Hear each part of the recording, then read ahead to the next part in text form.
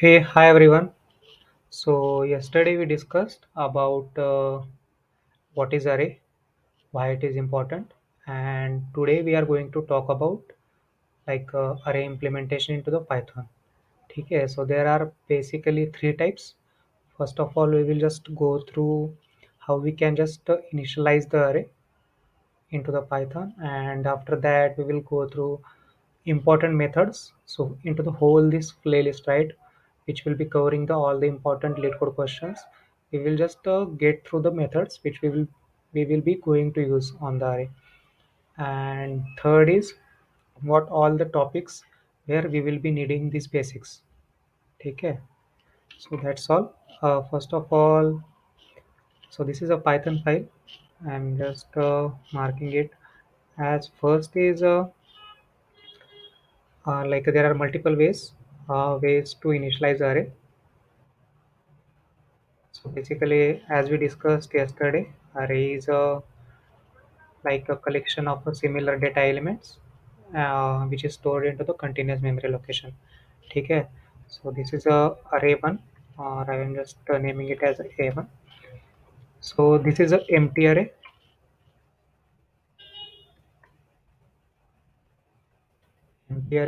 Okay, and this is one of the way. Second is the direct way where we can just mention the expression two. We want a 2 as a default value into the whole array, and suppose this is a length, so length will be 4. Okay, so that is one way. So a3, there is another way we can just manually initialize the array 1 2 3 4 something like this, or again we can add one also, just for the sake of understanding the method which we are going to talk about. There is a one more way, like this is a list comprehension. So we can just create a 2D array into the one liner itself. So suppose for row we are having a, we have to create the matrix of a 3 rows and 2 columns. So in that case, so these are the rows. For each row, create one list, and for each row, create one column. And into each column, put one zero. That's all. So these are multiple ways to create a array or list into the Python. So basically we will be using the term array and a list interchangeably into the coming playlist. Okay. So I'll just print it out. A1, okay, A2, then comma space A3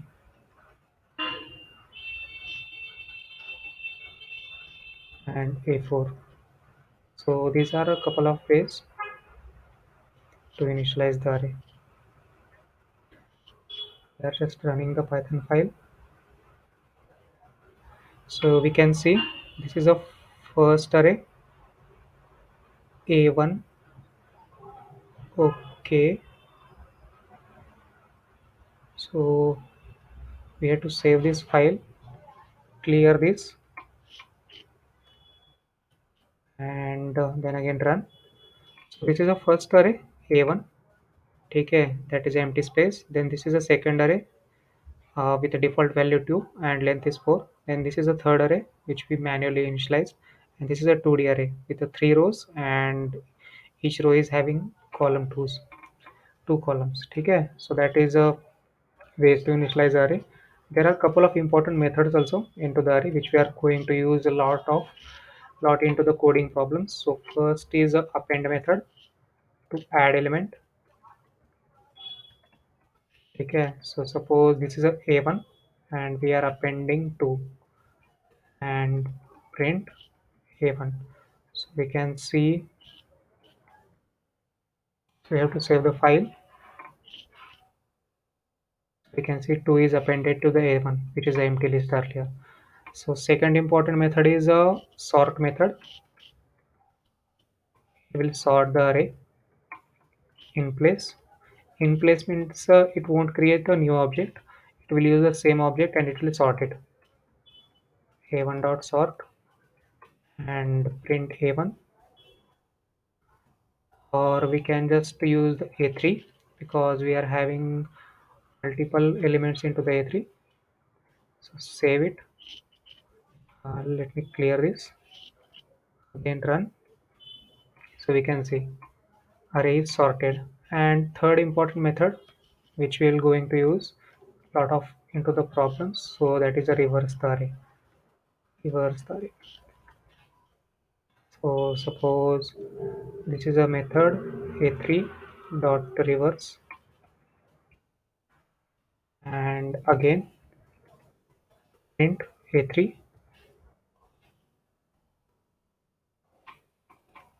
here. So we can say array is totally reversed. And these are important methods which we are going to use a lot while solving the lead code important problems, which will be helpful for any kind of a coding interview. And apart from that, there are a lot of data structures like a graph, heap, which where we are going to use the array or this list extensively.